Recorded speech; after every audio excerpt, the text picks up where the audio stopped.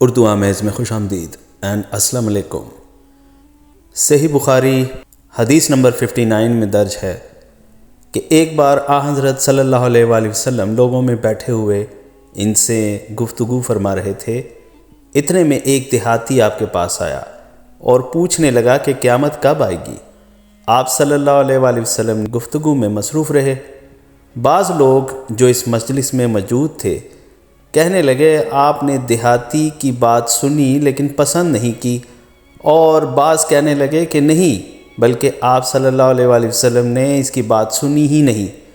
جب آپ صلی اللہ علیہ وآلہ وسلم اپنی باتیں پوری کر چکے کہ وہ قیامت کے بارے میں پوچھنے والا کہاں گیا، اس دیہاتی نے کہا حضور صلی اللہ علیہ وآلہ وسلم میں موجود ہوں۔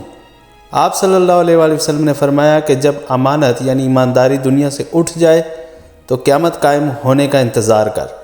اس نے کہا ایمانداری اٹھنے کا کیا مطلب ہے؟